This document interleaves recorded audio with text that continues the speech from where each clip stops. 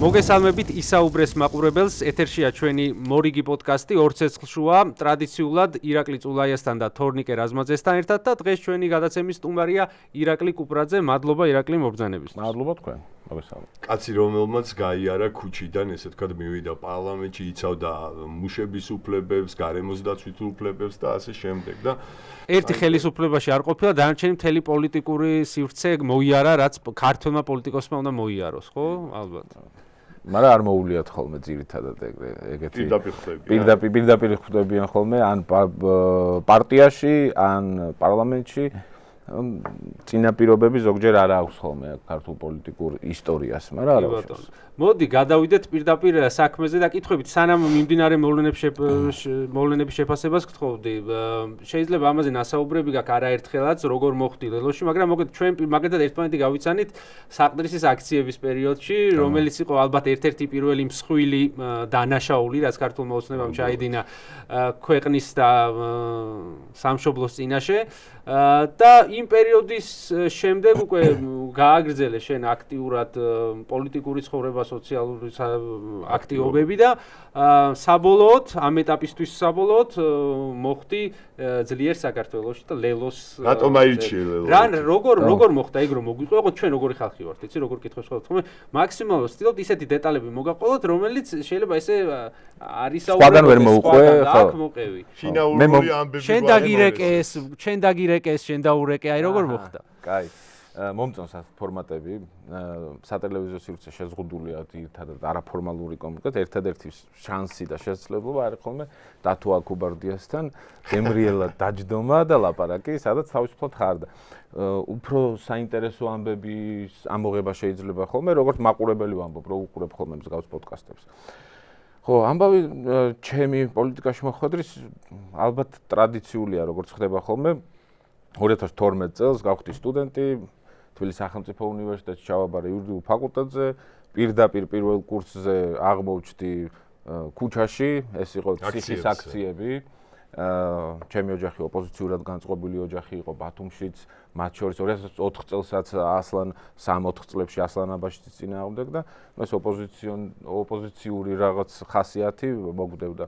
აღმოჩნდი სამართლიან ხასიათს დავარქმევდი მე მაგას შეგისწორებ. ანუ გენეტიკურია ოპოზიცია. სამართლიანობისთვის ბრძოლა. სიჯუტე და რაღაც წინააღმდეგობრიობა არის კი, ახასიათებელი.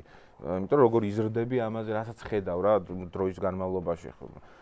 ჩემი ოჯახი იქნება და მამი და ჩემიც კი რომელიც მაგალითად ბათუმის უნივერსიტეტის პროფესორი იყო მახსოვს ბათუმის უნივერსიტეტის დარბევის შემდეგ მოვიდა თითებ დამტრეული დატეხილი ქონდა ეს რომელი დარბევას გულისხმობ რომელი წლის ეს 7 ნოემბრის შემდეგ თბილისში როცა დიდი დარბევა მოხდა პარალელური დარბევა მოხდა სტუდენტების დარბევა უნივერსიტეტის შენობაში შეცვლიდნენ და მახსოვს მამი და ჩემი რომელიც გერმანისტია, გერმანულის პროფესორი იყო, ასწავლიდა იმის გამო რომ გადაეფარა სტუდენტებს, ეს დამტრეული თითებით მოვიდა, მაგრამ ამ დამტრეული თითებითაც ამაყობდა და ჩემი რამ პატარა ვიყავი მაშინ. მოძალადე ხელისუფლებები არ გვაკლია. ხო, არ გვაკლია არც ერთ ვითარებაში. ახლოს გადმოდით. ახლოს გადმოვა. ლელო და მისი შეერთება და რატომ ლელო? მე წამოვიდა რაღაცა ეს უსამართლობის პირველი განცდები უნივერსიტეტში, თვითმმართველობა, რომელიც ჯერ ნაციონალურ მოძრაობას ყავდა, მე ქართულმა ოცნებამ გადმოიბარა იქ ძალადობა სტუდენტებზე, ოდერების ინსტიტუტი, რომელიც უნივერსიტეტში იყო.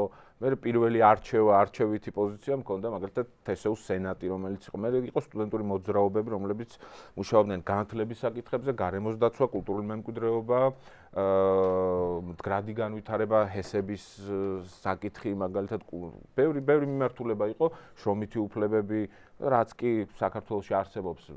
ძირითადი დიდი ინდუსტრიული ქალაქები, ტყიბული, კაზრეთი, ზესტაფონი ასე შემდეგ ესენ ჩამოვიარეთ. მოდი საკაცო ეს ისეთი ჩემთვის ძალიან ღირებული ისტორია.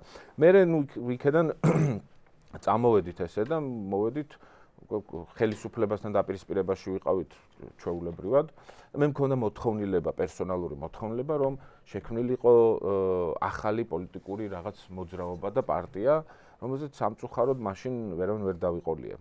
ჩემ თანამებრძოლები, სულ ამაზე ვლაპარაკობდი, არ მომწონდა ქართული ოცნება და ნაციონალური მოძრაობა. თვითონ გინდოდათ ჩამოყალიბება პარტიის და იმ ახალგაზრდული ფრთიდან. მე არასდროს არ მქონია იმის განსა რომ მე ესეთი რამე შემეძლო, მაგრამ საჭიროებას ხედავდი. საჭიროებას ხედავდი და ჩემთან ერთად იყვნენ ისეთი ადამიანები, რომელსაც ბევრად მეტი პოტენციალი ჰქონდათ, ვიდრე მე პერსონალურად. არიან ეს ადამიანები დღეს. ანუ ახალი ადამიანების გამოჩენის საჭიროებას ხედავდა, მაგრამ მე რაღაცნაირად მოხვდა მამუკა ხაზარაძესთან. კი, მათ შორის, იმიტომ რომ ეს ახალი ადამიანები, იყო ესეთი დიდი პოლარიზება იყო. ქართული ოცნება და ნაციონალ მოძრაობა არც ერთი არ მომწონდა.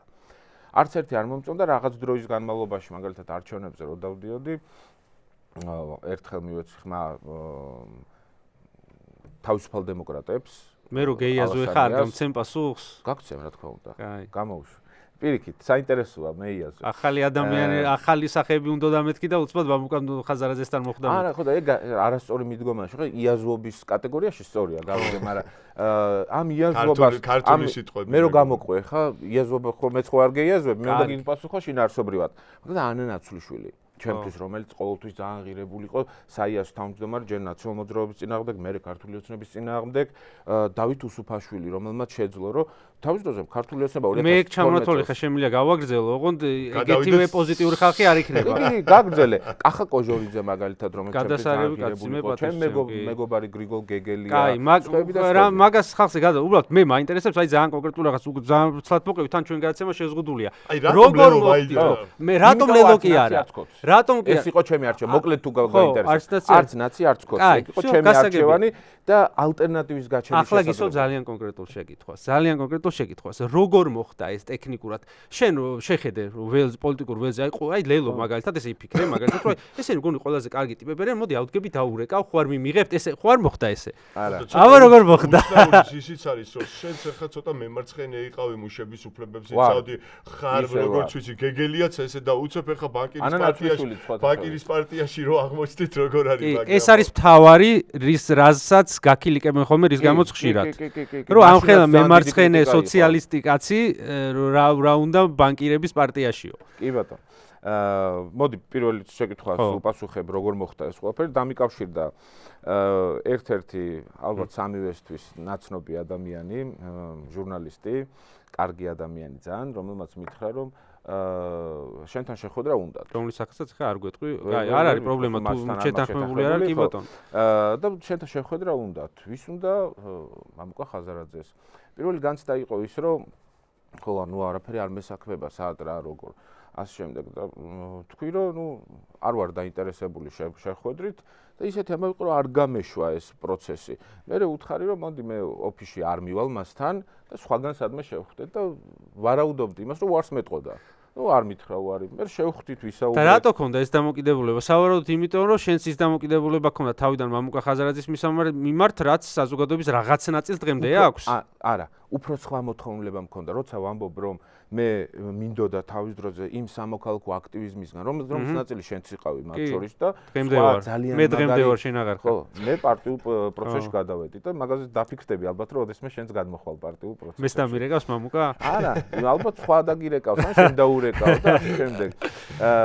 საბოლოოდ რომ სამოქალაქო აქტივიზმში ხარ, ხვდები ერთ მნიშვნელოვან რამეს, რომ ყოველთვის ვიდექი რაღაცა ან სასამართლოს წინ, იუსტიციის უმაღლეს საბჭოსთან, კულტურის სამინისტროს, ძეგლთა დაცვის სააგენტოსთან, მირტყამდნენ, მიჭერდნენ ასე შემდეგ, მე ლეგიტიმაციას ვაძლევდი სხვას, ვიღაც პოლიტიკოს ან ვიღაც პარტიას და მე კიდევ ვთხოვდი სასამართლოზე ვართ ერთად რა ვყოფილიყოთ, მაშინ იშვიათობა იყო ეს. ხალხში ყრიდნენ თქვენ დობას ესე თქვა. კი, და მე მათ ვთხოვდი, რომ გააჟღერეთ ჩემი პოზიციები. მე მიჭერე მე მდევნიან, მე ვდგავარ 24 საათი კუჩაში. ასე შემდეგ, ანუ ეს პროცესია და მე დავფიქრდი, რომ რაღაცა უნდა ვთხოვო სხვას მხარდაჭერა თუ მე მაინტერესებს ეს საქმე. ისე ახსენე, ეხლა მე აუცილებლად უნდა კითხო, ცოტა გვიან ვაპირებდი ამ კითხვის დასმას. ეხლა შენ მოგეხსენება, რომ ეს აქტივიზმი რაც არის საქართველოში, ყველა იმისთვის ვიბრძოდით, რომ ქართულ ოცნებას დისკომფორტი შექმნოდა და ესე ვთქვათ, მათთან დაახლოებული ბიზნესმენები, ესე ვთქვათ, დასანქციონირებული იყვნენ. თქვენმა ლიდერმა გააკეთა განცხადება, რომ ამერიკაში მიდიოდა მათ დასაცავად. ეს არ გიქრიდა თუ ხერხულობას ან თქვენ ეთანხმებოდით მის ამ განცხადებას? ესე არ უთქვამს და განმარტება მოვისმინეთ, მაგრამ მაგ განმარტების მოსმენამდე შენ რა ის ქონდა, როცა ეგ მოისმე თავიდან ხო? შენი გასტა. სანამ გაიგებდი ბატონ მამუკამ რა თქვა, იცოდი რა ხდებოდა? პოზიცია, რა თქმა უნდა, ეგრევე როგორც კი ეს განცხადება მოვისმინე და მაინც ყურს გაკრა უსიამოვნოდ, რა თქმა უნდა, მოცემულობა იყო. ანუ ჩვენი ბრძოლა ფაქტიურად წყალში იყო, ხო, ჩაყრილი მაგრამ ერთი განცხადება. მარტივი მოცემულობა, მე ხო ვიცი, ეხლა პარტიის ყოველდღიურ ყოფით ნაცვლად ხელმძღვანელობ რესურსულად, პოლიტიკურად ასე შემდეგ. გენერალური მდივნის პოზიციაზე ვარ და შესაბამისად ძალიან მარტივი იყო ჩემთვის, რომ გამეგო, რომ ეს იყო მის კომუნიკაციის ამბავი. რატო? იმიტომ რომ ჩვენ ყოველდღიურად, ამაზე ქართული ოცნება და იმედის ტელევიზია ახლაც დამდევს, იმიტომ რომ გუშინ წინ თქვი, სალომე სამადაშვილი ბრიუსელშია მეთქი და გრიგოლ გეგელია გერმანიაში თქო და მუშაობთ, რომ დასანქცირდნენ ქართული ოცნების ლიდერები და მათთან ბოროტად ასოცირებული ადამიანები თქო და დღემდე დამდეს, მუშაობთ ამაზე. კი, მუშაობთ. იმიტომ რომ მათ ინდივიდუალური პასუხისმგებლობა უნდა აიღონ. ჩვენ წინააღმდეგი ვართ საქართველოს მოქალაქეები და ქართული რატო არ გაკეთდა ეს განცხადება მალევე და რატო დააგვიანა აი ამ განმარტება? მალე გაკეთდა. ძალიან რამოდენიმე დღე იყო გასული. არა, ძალიან მალე იმავე დღეს გაკეთდა განცხადება. მეორე დღეს. ხო, მეორე დღე იყო თუ არ დამაზუსტებელი, მე მახსოვს რომ ის დღე იყო ზუსტად დამაზუსტებელი განცხადება, რომ ეს არ ეხებოდა ვიღაცა იმ ტიპის ბიზნესმენებს, რომლებიც ასულდგმულებენ ან არიან ეგრეთ წოდებული შავი მოლარეები, სხვა მე მგონი არც არავინ არ იყო მოხვედრილი. კაი, მაგაზე დაგისვა კონკრეტულ შეკითხვას. კაი, იცი რაზეც შეკითხვა დამჭირდა უპასუხო. არა, ირაკლის შეკითხვის გავრცობა მინდა რა კონტექსტში, იცი? ეხლა შენ თქვი ესეთი ფრაზა, რომ ის არ ეხებოდა ისეთ ბიზნესმენებს, რომლებიც ასულდგმულებენ ქართულ ოცნებას.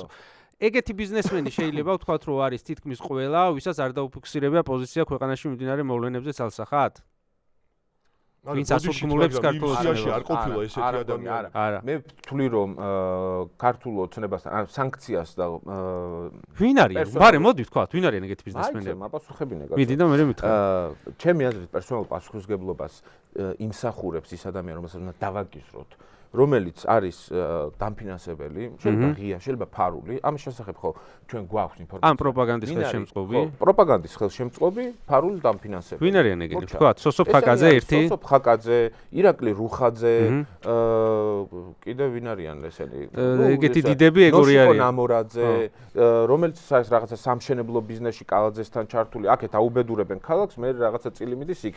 ეს ეგრეთ წოდებული რიჟა, ჭიათურა ტყიბულის და ზესტაფონის რაღაცა ფეოდალი და ასე შემდეგ. მაგათ არ ეხებოდა. ის ყველა პირი, რომელიც აირაკლი აქვე უნდა ჩაგეკითხოთ ახლა ანადოლიძე ყავთ პარტიაში, რომლის ძმაც არის დასაქმებული მაგის კომპანიაში, რიჟას კომპანიაში და ჩემი ახლობელიაო იძახის და ცოტა წინააღმდეგობაში არ მოდის ეს თქვენს ნამდვილად იცი რომ კი, ნამდვილად ვიცი და რო ვიცოდე რა რეაქცია შეიძლება მქონდეს არც ვიცი, იმიტომ რომ ხა შეიძლება ძმა სხვაგან დგას და ახლა რა ხალხი ვიცი, სხვა პარტიაში. ხო, არა, მაგ გააკეთა რომ ჩემი ახლობელია და მაქვს ურთიერთობაო, თვითონ ანადოლიძემ განაცხადა და მე ცოტა მიკვირს სურაჯაფარიძე სხვა პარტიაში კაცი რომელიც ყველაზე მეტად არღვევს მუშათა უფლებებს, ხა იმასთან მეგობრობა რამდენად შეიძლება, ანუ საერთოდ ძალიან იძახიან. არ ვიცი, მე არ ვარ ის კატეგორია პოლიტიკოსის, რომელსაც შეუძლია რომ თავი მოიშტევს და რაღაცა თქვას რომ არ იცი.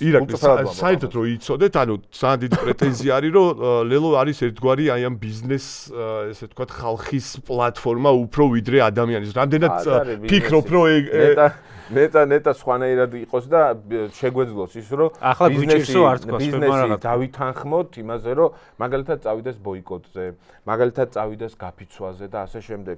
არ არის ამის შესაძლებლობა მარტივი მიზეზის გამო, იმიტომ რომ ის წნეხი, რომელიც ამ ბიზნესზე მოქმედებს, ესე თამამი ვერ არის. კაი, ვისურვებდი რომ ასე ყოფილიყო, მაგრამ არ არის. არ ფიქრობ რომ ხაზარაძის ამ განცხადებით თითქმის უმეტესობა დემონსტრანტების ნდობა დაკარგეთ?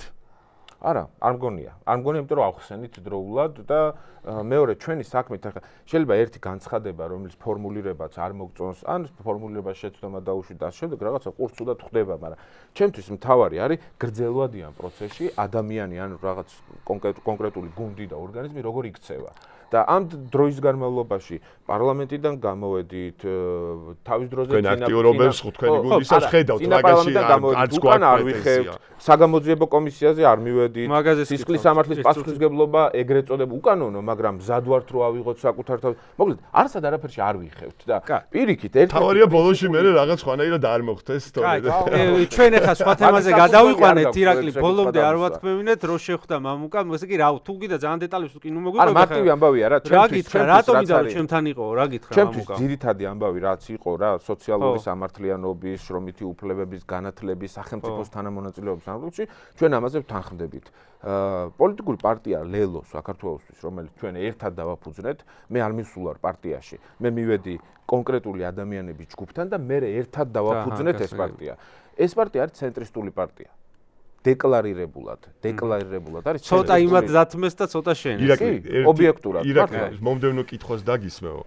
წესდებით არის რა, და ჩვენი იმით განპირობებული ცენტრისტული პარტია. ეს გახარიას თემა ძალიან აქტუალურია ამ დღეებში და არ შემიძლია არ კითხოთ ამ საკითხზე. ყველა კოლევებით, რაც მე მქონდა ნანახი, ესე ვთქვათ, თქვენი და გახარიას გაერთიანება იწევდა, ესე ვთქვათ, მთავარ ოპოზიციონერობას და ეს უკვე საბუთებითაც დასაბუთდა თქვენ გაერთიანებულ ნაცებს ორივე ერთად თბილისში ყველგან მოუგეთ. რატომ არ მოხდა ეს გაერთიანება შენი აზრით და კონკრეტულად ჩვენ ემხრობოდი თუ არა ამ გაერთიანებას?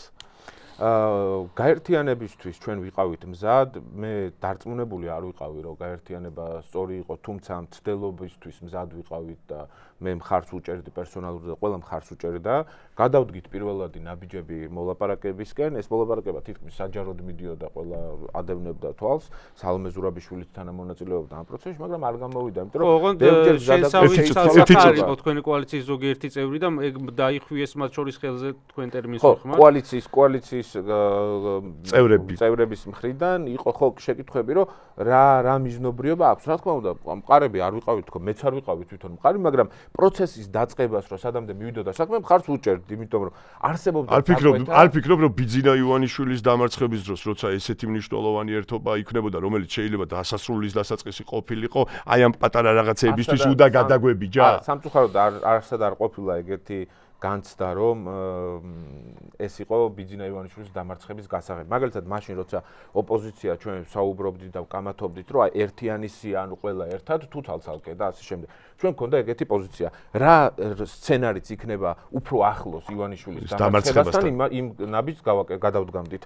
მაშინ ჩვენ ჩავატარეთ სოციოლოგიური კვლევა. ყველამ ერთად, ყველა ოპოზიციურმა პარტიამ და გამოჩნდა, რომ ბიძინა ივანიშვილის დამარცხების ფორმულა იყო ინდივიდუალურ მრავალფეროვნებაში, ანუ პოლიტიკურ პარტიულ მრავალფეროვნებაში და მაშინ ეს გადაწყვეტილება მივიღეთ ჩვენ. თუმცა მიუხედავად იმისა, რომ ვიღაცებს თქვა, რომ არა ერთიანის მიზიდულობის ცენტრი ვერ შეიქმნა, მოძრაობის მიზიდულობის ცენტრი, წინააღმდეგობის მიზიდულობის ცენტრი ვერ შეიქმნა და ადამიანებს არ ქონდათ ის განცდა, რომ ხელისუფლება მარცხდებოდა, ამაში ალბათ დამეთანხმდნენ.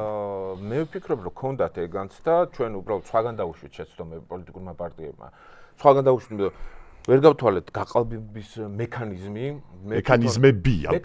ხო მექანიზმს ვეძახი მთელ სისტემას ვეძახი ეს ვერ გავთვალეთ არ ვიყავით მზად სადამკვირვებლო მისიებით ჩვენი პერსონალური მისიებით განსაკუთრებით რეგიონებში თბილისშიც მათ შორის თბილისშიც და რეგიონებში ყველგან ეს პრობლემა ჩვენ გქონდა და მე როცა რაღაცა თვითკრიტიკულად ვამბობ საკუთარ თავზე ასევე თქვენ სამოქალაქო აქტივისტები ხართ თქვენკენაც ვიყურები საზოგადოებას უყურებ და ის 100,000 ახალგაზრდა რომელიც და მეტი კიდე რუსთაველის გამზირზე დგას, მე მათაც ვეუბნები, რომ ავტორიტარიზმს როცა ებრძვი და გინდა რომ ავტორიტარიზმი დაამარცხო, მარტო შენ პასუხისმგებლობა თუ განსაზღვრავ და შემოფარგლო მივალ მხარს დაუჭერ რომელიმე პროდასალურ პარტიას, რომელსაც გინდა იმას უნდა დაუჭირო მხარი და თუ ამას ჯამჩარჩოს ჩასწავლ ავტორიტარიზმს ვერ და მე შეხედავდი აქციებზე წინა ფლანგზე, მაგრამ პოლიტიკურ პარტიებს წინ აი ამ ბავშვების წინ ვერ ვხედავდი ირაკლი და რატო იყო ეს რატო არ ეფარებოდნენ პოლიციელები და წინა ფლანგზე რატო არიდნენ პოლიციელების მიმართ რა თქმა უნდა არ ვიცი,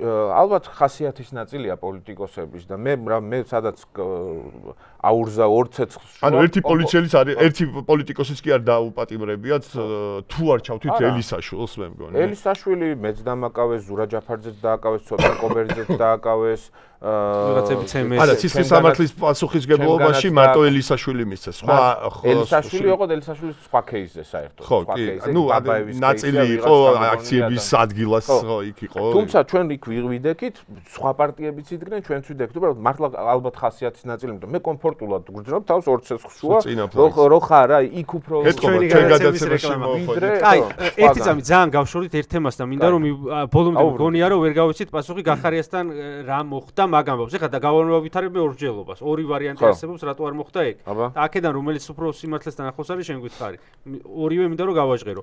ერთი ვარიანტია იყო ის, რომ თქვენ რომ საბოლოო ჯამში აწონდაწონეთ, თქვენში გულისხმობთ თქვენს და იმათაც, გაერთიანების ამბავი, საბოლოო ჯამში თქვენ მომხრეებს შორის ვიღაცებს იმდენად არ მოსწონათ ერთმანეთი, რომ კი გავერთიანდებით, მაგრამ ჩვენი ეს მხარდაჭერა ავტომატურად ვერ დაჯამდებაო, პირობითად 10% უგაქვს, 20 ვერ გახდება, იმიტომ რომ ვიღაცებს ეს გაერთიანება არ მოეწონებათო და საბოლოო ჯამში ამიტომ არ გაერთიანეთ. ერთი ვარიანტია ეს, მეორე არის წმინდად პიროვნული ვარიანტი ვიღაცებს მეტი მოითხოვა ვიღაცამ ნაკლები პიროვნულში გულისხმობ არ ვევასებათ რა ერთმანეთს მაგალითად გახარიას და ხაზარაძეს არის იქ სალმე ზურაბიშვილი რო არ ყოფილიყო ჩართული პროცესშიო ხელსაც არ ჩამართვდა ერთმანეთს იმიტომ ერთმანეთი აი ეს არის არა მგონია მანამდე შეხვდები არც ერთი არ არის სიმართლე იმიტომ რომ პერსონალური კომუნიკაცია მათ შორის არსებობდა სადაც ითქვა ძალიან მარტივად რომ ჩვენ ეს წარსულში გადავდეთ მიუხედავად იმისა რომ სერიოზული წყენებია, ოღონდ წყენები ობიექტური წყენები და მამუკა ხაზარაძე ყოველთვის ამბობს ძალიან მარტივად წყენასაც ობიექტურს ეძახით თუ მარტო თქვენი მხრიდან გახარიას რა უნდა წყენოდა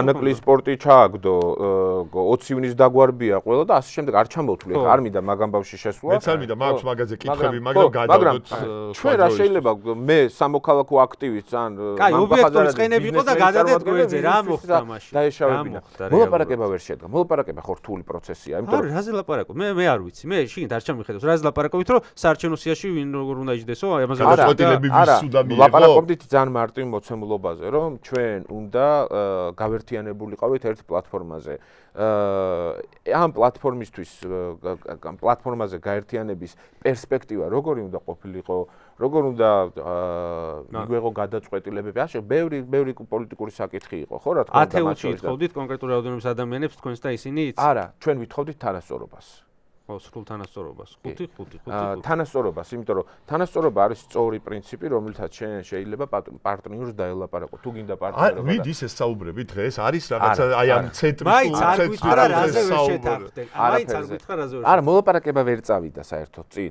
და ის ვერსია რომ უბრალოდ ერთმანეთი პერსონალურად არ მოსწონდათ ეგ არის ეგ თამაში თავიდანვე იყვნენ ვარს მოლაპარაკებაზე თან მედიურად რატო გამოიტანდნენ ამ ყველაფერს არ მოგეშვები რა ვერსია გავიგე მით უმეტეს თუ ეს მარტივი იყო საუბრობთ გახარიას არ იტყოდა რომ ერთი თქვენი კაცი თუ ერთი ჩემი იყოს ამაზე საუბრობთ თანახმა იქნებოდა რა იყო ის რადგან ვერ შეიძლება ეხა ეს თუ რამე ისეთი კატასტროფა ხდება რომ ეს რომ მოყვე შენ რაღაცა კოცები ამოგჭრიან და სადღაც პოსტივზე და კაი ჯანდაბას არ მარტივი მოცემულობა იყო საჯაროდ რაც ითქვა არაფერი არ ყოფილა ტყუილი რა თავის მხრივ მათ შორის ის სხვადასხვა რამებს ამბობთ თქვენ და ისინი და იმიტომ არ ყვევ ახლა არა სხვა რამეს ძირთადად არ ვამბობდით ერთადერთი ამბავი იყო რომ მათ ჰქონდათ წუხილი იმაზე რომ კოალიციაში რიგი ადამიანები ცოტა განსხვავებულ პოზიციებს აფიქსირებდნენ და ასე შემდეგ და ასე შემდეგ პროდიუსერმა გითხრა ისეთი რაღაცა რომ უნდა გავაჟღერო გამოაჟღერე სესიკორია გახარიას TBC-ში და მაგის პროცესზე ვერ შეთანხმდეთ კარგი კაი მოლაპარაკება ვერ წავიდა რა კონკრეტული განხილება არ ყოფილა თქვენ როგორც ვიცით ამ პრეზიდენტის ახალი ინიციატივის შესახებ რომ კოორდინაცია მოხდეს ერთ-ერთი ესე ვთქვათ აქტიური ხართ ამ საკითხში ჩართულები და მომხრეები ხართ ამ კოორდინაციის. ჩვენ ვამბობთ რომ ვიყენებთ კოორდინაციის ყველა შესაძლებლობას, რომელიც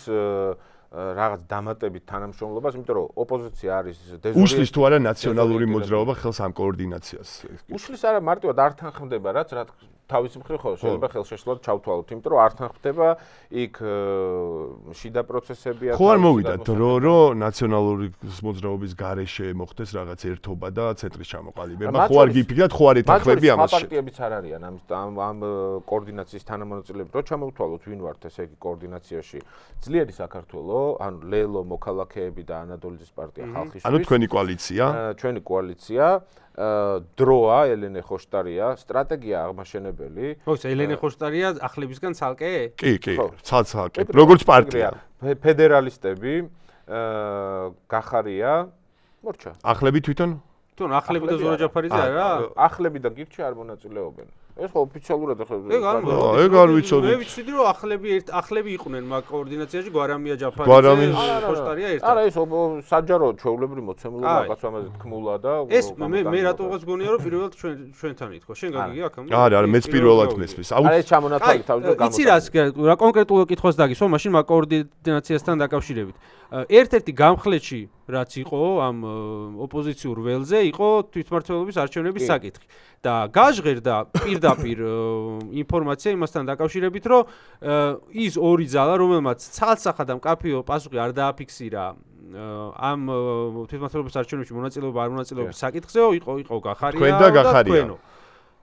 ხო და შენ ხო არიცი რატო არ იყო ეს მკაფიობა თუ რატო ვერ აღიქვეს მკაფიობა? ხო, საჯაროდ თქვით, რომ ახლა არ თulit საჭირო თვითმმართველობის არჩევნებზე ითქვას, რომ არ მიიღებ მონაწილეობას ან ეს რა მაგარია, ირაკლი, ეს რა მაგარია, რატო არის კარგი რაღაცა? ეს არის რაშიც იდეალურად ერთ-ერთ შემთხვევით იქნებ ამაზე დააშენოთ თქვენ და გახარიამ ერთო, იმიტომ ის ბათაც ეს ჰარი პოტერის საკითხი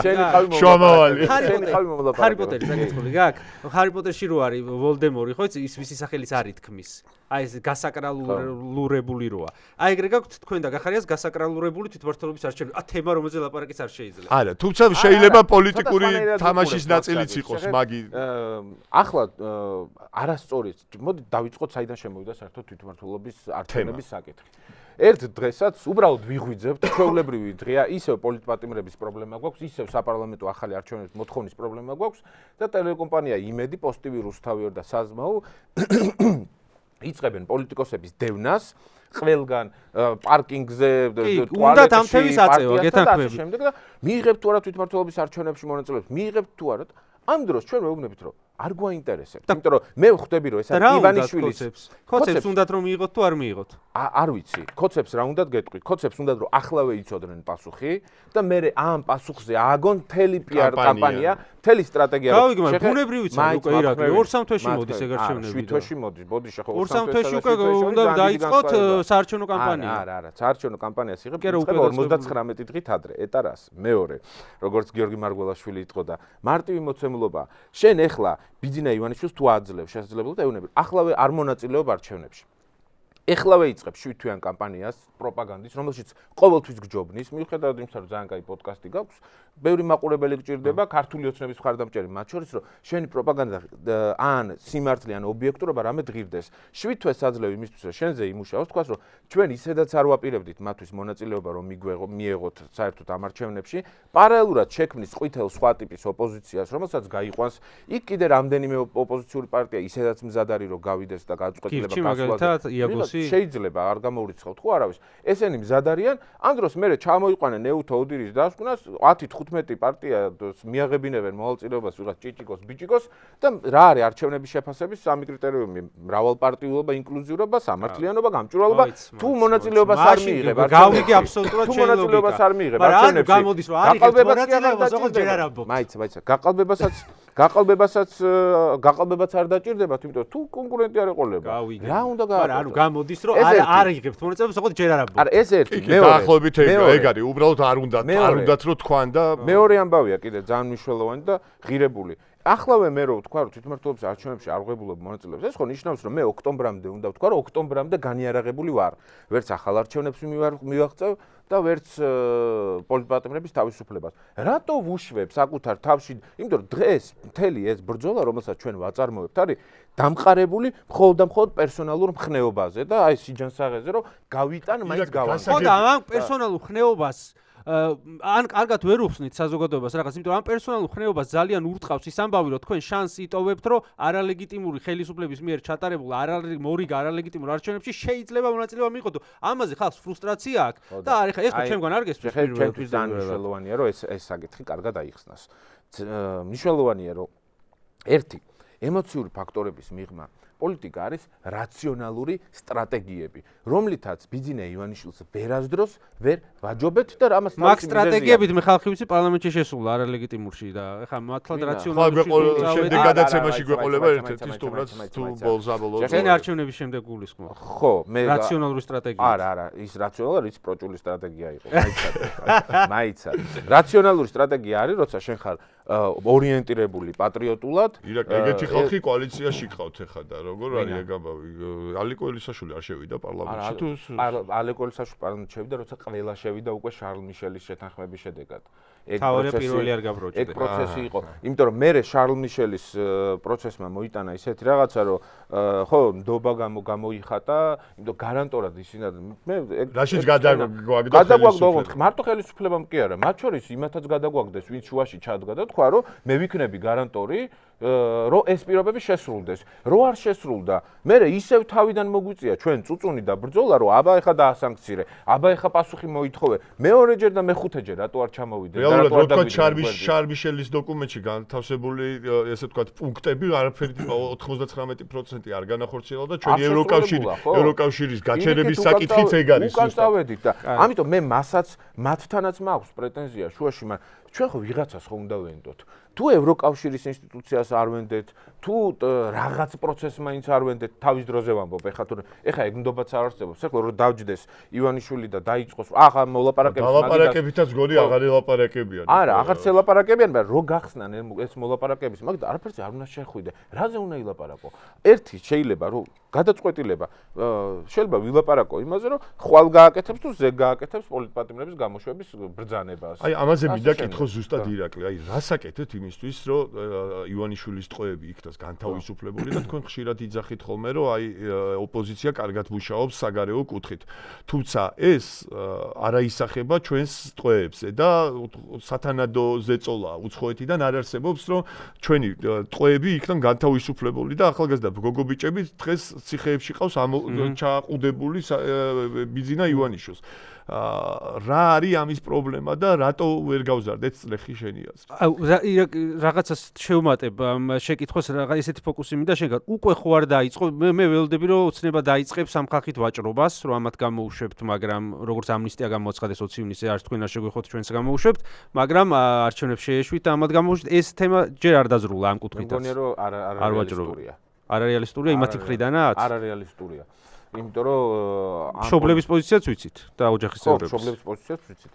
და ჩვენ როცა საუბრობთ პოლიტპატიმრებზე, კონკრეტულად ლელო როგორც მინიმუმ, საუბრობთ როგორც ასევე ეგრეთ წოდებული ჭირისუფლები, ოჯახის წევრები, იმიტომ რომ ჩემი ორი უმნიშვნელოვანესი თანამებრძოლი ვეფხია კასრაძე და ვასილ კაძელაშვილი დაკავებულები არიან ასევე იმ 10 ახალგაზრდასთან 11 ნაკლებად მნიშვნელოვანი თანამებრძოლების ყავს? კი, ნაკლებად მნიშვნელოვანი თანამებრძოლებიც ყავს, იმიტომ რომ გააჩნია ადამიანებს, როგორ ძალისხმევას დებენ პროცესში. და ეს ორი ადამიანი თავისი თითოეული წუთით და წამით ყოველდღე რუსთაველის გამზირზე იდგნენ და იბრძოდნენ. ქვეყნის შიგნით გვიჭირს ძალიან მუშაობა, იმიტომ რომ ორი ამბავია, რომ ისინი დაიხსნა ან წნეხი, რომელიც მუდმივად უნდა ვზარდოთ საგარეო ველზე და ქვეყნის შიგნით საპროტესტო აქციები, იმიტომ რომ სანამ სისტემა თვითონ არ შემოირღვევა მანამდე მე პოლიტპატიმრების გათავისუფლების შესაძლებლობას ვერ ვხედავ. თუმცა საგარეო წნეხით შესაძლებელია იქნას განთავისუფლებული, რომ ოღონდ საპირისპირო დათმობას მოითხოვენ ალბათ ისინი ამას დაგითმობენ, თქვენ რაღაცა დაუწყეთ, ამიტომ დავუწყეთ. შეიძლება სიტყვაზე მაგალითად მურუსიძეს სანქცია მოუხსენით და მარტივად გეტყვით, ხა მურუსიძის სანქციაში თუ უნდა გაიცვალოს 50+ პოლიტპატიმრის ბედი, სულ არ მაინტერესებს მურუსიძის სანქცირებული იქნება პირველადი ამოცანა ზუსტადაც ტყვეების განთავისუფლება. მაგიტო ვამბობ რა, მაგრამ ეს წნეხი რომელიც იზრდება მუდმივად და ამაში დიდ როლს თამაშობს ოპოზიცია ერთობლივად, ვერავინ ვერც ჩვენ და ვერც სხვა ეგოისტური და ეგოიზმით სახსე ვერ იქნება, ერთობლივად, სხვა შორის პირველი საგარეო ჯგუფი რო შეიქმნა, ჩვენ გქონდა ესეთი იდეა თავის დროზე, რომ ალტერნატიული ეგრეთ წოდებული პარლამენტის ფორმატი შეგვექმნა თავის დროზე და ამან გამოიწვია ის, რომ შევქმნით ორი ჯგუფი, ერთი ზრუნვის და იურიდიული ჯგუფი და ერთი საგარეო ჯგუფი. პირველივე შეხვედრაზე და ამ ორმა ჯგუფმა იმუშავა თუ რამე მიმუშავა საერთოდ ოპოზიციურ კოორდინაციაში და მე უბრალოდ ამ იდეას აღარ აყვა სხვა პოლიტიკური პარტიები და კოორდინაციას მე ძალიან ხმამაღალ შეფასებად მოვიხსენიებდი, იმიტომ რომ არ ვიცი არსებობს თუ არა კოორდინაცია საერთოდ. მე მგონია რომ მართლა ხანდახან ზურაბიშვილი რო იტყვის რომ მოდი შევიკრიბოთ და ვერ უტეხავთ და იკრიბებით. თორე აი რა, ეგ არის თქვენი კოორდინაცია. არა, გატეხვა შეგვიძლია თუ ფიქრობთ რომ გასატეხია რამე და უარის საქმე. არა, არანაირი რითი უნდა დაზიანდე, რა უნდა დაზიანდე. ელექტორალურად. მაგრამ არა, არ გეთანხმები რა უნდა დაზიანდე ელექტორალ. შეხე მე მაქვს ეგეთი პოზიცია. თუ ხარ მართალი, ნებისმიერ პოზიციის დაფიქსირება შეიძლება. და ამ პოზიციის დაცვა თუ შეგეძლება, როგორც თვითმმართველობის არჩევნებს, გამოდიან ვიღაცები ხო რაღაცებს ბჟუტურებენ და ამბობენ და მე ჩემ მარტივად ამბობ, სადაც მართალი ვარ, იმ პოზიციაზე დავჯდები. შენთანაც კომფორტულად ვისაუბრე. ისინი ბჟუტურებენ, იმიტომ რომ ჩვენ აქედანვე ვამბობთ, რომ არ მივიღებთ მონაწილეობას არჩევნებში და ეს გახარია და ლელო ბჟუტურები. ჩემი აზრით არასწორია ეგ, იმიტომ რომ ეგ არის ბიძინა ივანიშვილს მისცე ხელში შესაძლებლობა, რომ შენ წინააღმდეგ ამოქოქოს უზარმაზარი მანქანა, რომელიც დაგაზიანებს შენ და ჩემ მიზანი არის რომ ბიძინა ივანიშვილი დავაზიანო, მე კი არ დავზიანდე. მოდი, აი ეს ოპოზიციურ ერთობაზე მაინტერესებს, აი ახლა მართლა რა რეალობა, ისეთი რაღაცები გითხარი, მე და ირაკლი როგორც მინიმუმ არ ვიცოდით რა, ლელოში გადმოდიხართ. არა. ჯერ შორს ვართ. მაქედან მამუკას ზარსველოდები, პირდაპირ ჩემი ნომერი გამოცხადებული. ერთადერთი ესე ვთქვათ, პატიმარი, ვინც გაანთავისუფლა ხელისუფლებამ, იყო ალეკო ელისაშვილი რა. ხო არ იცი დეტალები, რის საფუძველზე იქნა ალეკო ელისაშვილი განთავისუფლებული და რა იყო ამის საფუძველი, უცხოეთიდან წნეხი, შიდა წნეხი თუ რატო განთავისუფლეს? ორივე იყო მიმდინარე პროცესი, უცხოეთიდან არსებული წნეხის და შიდა პროცესი და ძალიან განსაკუთრებული შემთხვევა იყო იმ ხრივ რომ ჩვენ გვქონდა ის კადრები, რასაც ედავებოდნენ, თავს დაესხა თითქოს და ვიღაც ქართული ოცნების პროპაგანდის ალეკო ელისაშვილი და ამ კადრებში ფიზიკურად რომელიც მართლა სასწაულებრივად მოვიპოვეთ, ჩანს რომ პირიქით არის ეს ვიღაც პროპაგანდისტი ქართული ოცნებისა, ესხმის თავს ალეკო ელისაშვილს, რაღაცა რკინის მოგერიების ფარგლებში. ხო, მოგერიების ფარგლებში უბრალოდ გამოუვალი მდგომარეობა ჰქონდათ და ამიტომაც თან იმის პირობებში, როცა ალეკო ელისაშვილი საშინლად რამდენჯერმე ფიზიკურად გაუსწორდნენ ალეკო ელისაშვილს, მძიმე დაზიანებები, ორჯერ ნეკნები ჩაუმტრიეს, მოტეხეს, მერე დამალეს ეს ფაქტი და კლინიკაში წაიყვანეს,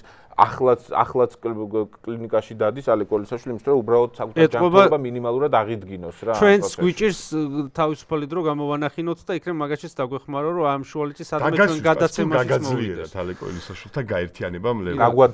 გაგვაძლიერა ყველა იმ პარტნიორთან ერთობამ, რომელთაც ხელი ჩამოუყარა. არ ფიქრობთ, რომ ის განცხადებები, რომლებიც ერთმანეთის მიმართ ალეკო ელისაშვილი და მამუკა ხაზარაძე აკეთებდა და მათი გაერთიანება უფრო დამაზიანებელია, მომრჩეველი და ნდობას დაკარგვას უფრო ემსახურება? პირიქით, ემსახურება იმას, რომ შეგიძლია ნებისმიერი თან თუ შეიძლება ითქვას ვინმესთან დაკავშირებით, რომ ეს იყო პერსონალური წენა და პერსონალური კამათი, ეს იყო მამუკა ხაზარაძე და ალეკო ელისაშვილის შორის პერსონალური კამათი და ჩვენ გვახსოვს პერსონალური ნაკლებად იყო უფრო პოლიტიკურ წარსულს ახსენებდა ალეკო. რა თქმა უნდა, როცა ადამიანები მე და თორნიკე როცა ვიჩხუბებთ, მე რაღაცას ვიტყვით, თვითონ რაღაცას მეტყვის, მიზეს მოვიფიქრეთ, მაგრამ მათ შორის სხვა ტიპის საქმიანი გადაკვეთაც კი არ არსებობდა. ეს იყო მართლა პერსონალური შეკამათება. თან ალეკოს აქვს ესეთი სტილი კამათის, რომ პერსონალურად აღიქმება როგორ ჩხუბება, რა გახარიასთან პერსონალური წენა. არანაირი პერსონალური წენა არ არსებობს. იქ არსებობს პირდაპირ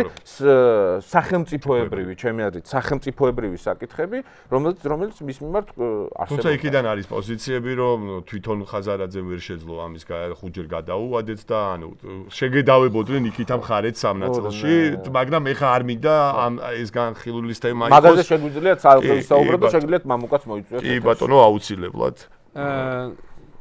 ირაკლი, მე რა მაინტერესებს, მედიას უჭირს ძალიან ერთ-ერთი სამიზნე ქართული ოცნების გახდა ქართული მედიაც, რაც ბუნებრივად მოსალოდნელი იყო. აქამდეც იყო უბრალოდ სამიზნე, იმიტომ რომ ყველა მედია მენეჯერზე საქმე აღზრული წლების განმავლობაში ეს ვიცით. აგერ საერთოდ ვეღარ მაუწყებლობს თავარი არხი, სირთულეების ქვეშ არის ფორმულას და TV პირველიც, მაგრამ როგორც ამბობენ, ფორმულას და TV პირველს ჯერ კიდევ იმიტომ უდგათ სულიო, რომ აი მამუკა აფინანსებს. ხო და ესეა ეს ღვაწლი დაუფასოთ მამუკას თუ არ დაუფასოთ? მამუკა ხაზარაძეს უნდა დაუფასოთ ის ღვაწლი, რომ ის პოლიტიკურ პროცესში შემოვიდა სრულიად კომფორტული ზონიდან, ვიღაცები ამბობენ, რომ აქამდეც უნდა შემოსულიყო პოლიტიკაში. მე ვთვლი, რომ აქამდე უნდა შემოსულიყო მამუკა ხაზარაძე პოლიტიკაში. ცოტა დააგვიანდა. ეს ხდება ხოლმე, თუმცა ის კომფორტის ზონა, რომელიც მან საკუთარ თავს მოუშალა მართლა მოურღვია სრულიად და დღეს ეგეთი კარგი თუ იყო მისულიყავი თავიდანვე ოფისში ცალკე სხვაგან რო დაიბადა უზრუნველყოფილი ადამიანი რომელიც შემოდის პროცესში პოლიტიკური პროცესში და შეუძლია ეგრეთ წოდებული დაალაგებაც კი და მამუკა პირდაპირ თქვა ეთერში რომ რამდენჯერმე იყო ივანიშვილის მხრიდან ეგრეთ წოდებული დაალაგების ცდელობა, სურვილი და შემოთვლა, რომ აი დავლაგდეთ რა გინდა მითხარი. ძალიან შორიდან რუბლით. მე რა მინდა გეტყვი. მარტივად ამბობ. აფინანსებს თორა TV-ს და ფორმულას. არა, არც ერთ. არა, ესეთი მომისმენ მე ვარ ერთი წელი ახლა გაგაწყვეტინებ. აქამდე ხო ესე უხეშად არ გამიწყვეტინებია. მე მაქვს ჟურნალისტური განათლება, ასევე კომუნიკაციების სფეროშიც განათლება. მე რო TV პირველი საინფორმაციო ბადეს უყურებ, შემიძლია დიდი სანაძლეო დავდო იმაზე, რომ TV პირველში არის თქვენი გავლენები. არის. ეს რატო არის უყარხართ ეხა არ ვიცი იმათ. მე მგონია რომ უყარვარ ბევრ ჟურნალისტს. მათ შორის არა მხოლოდ TV პირველში. აი ხო და ეს დავიჯეროთ ახლა რომ არანაირი კაი არ მართლა მე ვიღაცა გჭირს წესკუზე ასხავთო წყალს. უნდა დაიჯეროთ. არ მინდა, მაგრამ მე სიმართლის წესკუზე მინდა წყლის დასხმა. ანუ არ აფინანსებთ. არა ძალიანაც რო უყვარდეს ეხლა TV პირველს თავარი ყველას მისცემ ბადე და ყველა იყოს მე მადლობას მოუხდიდი მამუკას რო გავიგო რომ გაჭირობაში მყოფ ქართულ მედიას აფინანსებს, მაგრამ არაო და არა მაშინ არა მადლობაც არა. ხო, არა, მნიშვნელოვანია ის რომ ხო ტელევიზიები დიდ გასაჭირის ქვეშ არიან, ტელევიზიები იყვნენ ღია და მაგალითად რა მედიებით ჩამოვთვალეთ, სხვათა შორის ყველა ღიაა და მათ შორის, რა ვიცი, ყველა მედიაში ისმის ჩვენი პოზიციების საწინააღმდეგო პოზიციებიც, ასე შემდეგ, ჩვენი პოზიცია, რომელიც არის მაგალითად თვითმმართველობის არჩევნებზე, უსმენ 24 საათი, ხან ვის რომელიც საწინააღმდეგოს ამბობს, ეს ღია პროცესია და მთავარი არის ეს ღიაობა ქართულ მედიაში, რომელიც მგონია რომ ღირებული და მნიშვნელოვანია. თავის მხრივ, ჩვენი პარტიის ლიდერები, რა თქმა უნდა, მნიშვნელოვან წილ რისკს წევენ, როცა ამ პოლიტიკურ ბრძოლაში არიან. მათი ეს რისკი უკავშირდება ყველა ტიპის რისკს. დაწყებული სიცოცხლის უსაფრთხოებიდან, დამთავრებული ფინანსური სტაბილურობით და პატიმრობით და ასე შემდეგ. ეხლა უნდა დავსვა შეკითხვა, რომელსაც თუ მთხოვ, წინასწარ გეუბნები, გადაცემის მერე საერთოდ ამოვჭრი. ახლავე გეუბნები რომ არ ამოვჭრი. მაგრამ აი მე მაქვს ეს 2003 წელი რომ ახსოვს შენ რამდენი ჩემ ხელა ხარ რამდენი იყავი 2003-ში რევოლუციის დროს 2003-ში ვიყავი 9 წლის შენ ახსენე სიტყვა ამაზე თუ დავადოთ თუ არ დავადოთ არ ვიცი პროჭობა ხო და მაშინ თავარი პროჭობის შემოქმედი ვინ იყო გახსოვს 2003 წელს როცა შევარდნაძეს ალბათ ერთ-ერთი მთავარი ვინც შევარდნაძეს ქორუმი შეუქმნა ოპოზიციიდან ვინ შევიდა იმ პარლამენტში, როცა სააკაშვილი შევარდნა მოყვა. მემარჯვენეების ამბავს ახლა. კი და ხო და აი ეს კითხვა სულ მაქვს. ოღონდ რა კონტექსტში მაქვს, არც ინტრიგნულად მინდა, არც ისე მართლა თუ გინდა ეს დაწილს ამოვჭრი ახლა ადამიანს არ ვაწყედინო ესე, მაგრამ მე ვერ გავიგე, უცბად დავით გამყრელიძე არსაიდან პოლიტიკურ ცხოვრებაში გაცოცხლდა და რა მე გამიშთა ესეთი კითხვა, რა მისცა ლელოს დავით გამყრელიძემ? ხო. და რისთვის მოიყვანეთ პარტიაში? დათო გამყრელიძე არის მართლა გამოცდილი პოლიტიკოსი თავის მხრივ, თავისი შეცდომებით, რა თქმა უნდა, მე ყოველთვის ვამბობ, რომ ახალ მემარჯვენეებს, როცა უნდა შესულიყვნენ, მაშინ არ შევიდნენ და როცა არ უნდა შესულიყვნენ, მაშინ შევიდნენ პარლამენტში. ეს იყო ერთი 2003 წელს და ერთი 2000 აი გამოცდილება გჭირდებათ მე თუ რა 12 წელს და ასე შემდეგ. არა, ეგ სხვა არის, მათ პოლიტიკური პარტია ჰქონდათ და სხვა ორგანიზმი იყო და სხვა ხო, მაგრამ ამ წუთას ერთი წამი ბოდიში კიდე ჩაგეკითხები, როცა ეგ შემოიყვანეს, შევა მე უფრო დიდი გამოცდილება მქონდა უკვე პოლიტიკაში წასულიყო, საერთოდ აღარ იყო არა. ვერ მიხვალ ვერანაირად დათო გამყრელიძის გამოცდილებასთან, რაც არ უნდა კარგი ბიჭი იყო. ეს ერთი. მეორე. პირველი, ხო, პოლიტიკურად შევაფასე, რომ პოლიტიკური შეცდომები ჰქონდა ამ პარტიას და გეუბნები, როცა უნდა შესულიყვნენ, არ შევიდნენ და როცა არ უნდა შესულიყვნენ, მაშინ შევიდნენ. კაი, თქვენ როგორ ეგ გადავდეთ. ჩეხასთან ერთად. ეგ გადავდეთ. არაფერი პიროვნული არ მაქვს ამ კაცის მიმართ, მართლა ღმერთის ჯული. მეორე შეკითხვა, მეორე ნაწილი შეკითხვა. როგორ მოხდა, ხო? როგორ მოხდა? ძალიან მარტივად, იმიტომ რომ ჩვენ ვეძებდით გამოცდილ შტაბის უფროსს. გამოცდილ შტაბის უფროსს, რომელსაც ჰქონდა ცოდნა პოლიტიკური კონტექსტის, ჰქონდა მენეჯმენტის ძალიან დიდი გამოცდილება, სხვა შორის უნდა ითქვას, რომ მაშინაც წინა ნაციონალურ მოძრაობის დროსაც, მაგალითად დათო გამყრელიძე გაერთიანებული ოპოზიციის შტაბებს ხელმძღვანელობდა. და თვითონ რატო უნდოდა? ამდენი ხანი სულ იძახდა რომ არა პოლიტიკაში თვითონაც კომფორტის ზონიდან გამოვიდა მას არასდროს ამ პროცესში არაფერი არ კომფორტის ზონიდან გამოვიდა და კომფორტული ხელფასის ზონაში შევიდა არა ნული თეთრი ნული ანაზღაურება ნული პოლიტიკური მოთხოვნა ნული პოლიტიკური мотиваცია ეს იყო დათო გამყრელიძის მართლა პატრიოტული პოზიცია რომ მისი ძალისხმევა და მისი რესურსი დრო ენერგია და რისკი გაეწია ამ პროცესში და მე ძალიან ვერ იმეგობრებს სავარაუდოდ არ ვიცი მე ეგრე არ ვიცი რომ მაგ პროცესს მაგრამ საგანელიძესთან დღეს მეგობრობა წარმოუდგენელი გონია. კარგი, ნირაკლი, გადავიდეთ შემდეგ კითხვაზე. მე როგორც ვაკვირდები რა, ყველაზე დიდი პრობლემა მაინც ის არის, რომ ახალგაზრდებს დობა არ აქვს ოპოზიციის მიმართაც, საერთოდ პარტიული ცხოვრების მიმართ არ არსებობს, აი მაგალითად სხვადასხვა სამოქალაქო აქტივებში უფრო არიან ახალგაზრდები ჩართული და უფრო ლტოლვას იწვევს ეს ვიდრე პარტიები. რა არის ამის მიზეზი, რატო არ გაქვთ დობა ახალგაზრდებში და რას აკეთებთ იმისთვის, რომ ეს დობა დაიბრუნოთ? თან თვითონაც ახალგაზრდა ჯერ ხო ჩვენ ახალგაზრდებად ვითვლებით. შენ კი გავჭაღარავდი, მაგრამ მაინც 30 წლის ვარ ჯერჯერობით. ხო, ამბავი ეგეთია, რომ ქართულმა პოლიტიკურმა პარტიებმა ძალიან ბევრჯერ გაასხეს, ესე რომ ვთქვათ. მე მქონდა ეგეთ გამოსვლა, პირველად როცა ეს პარტიულ პოლიტიკაში შემოვედი, 24 წლის ვიყავი და 25 წლის ვიყავი უკვე ამ საპარლამენტო არჩევნებში, დავდიოდი კარდაკარ და იყო უდიდესი იმედგაცრუება ის, რომ ადამიანთან რომ მივდიოდი, მე მართლა ანთებული, აღტკინებული, რომ აბა ეს მინდა და ის მინდა გავაკეთოთ და ისტორიული შემთხვევა მინდა და გამختარიყავი, რომ აი იმ მისამართები სადაც ჩამოვიარე, ბლოკნოტი მქონდა და ამ ბლოკნოტში ვიწერდი, რომ აი ეს რომ დამთავრდება ეს არჩევნები, ამ მისამართებზე მოვალ თავიდან ჩამოვული რომ აი ხო მიდიან და მე იკარგებიან აღარ ჩან მართლა რაღაც პერსონალური ისტორიის დაწერა მინდოდა მაგრამ სადაც კი მივდიოდი ყველგან ხდებოდა რა აი შენ ეხა და კი გიყურებ ამდენი ხანი მაგრამ მაინც შენს გადამგდები იქნები ნაცებს მოიყვან არა ავტომატური მდობლობა იყო რა ეს პერსონალურადაც საშინელი წნევა აქამდე იმდენი გამოცდილება ქონდათ ადამიანებს ხუთმა რომ მოატყუა შენ რომ მეექვსე ხარ კი კაც ლამაზი თვალები გაქვს მაგრამ შენ ლამაზი თვალებს გამო აღარ მჯერა არავისი არაფრის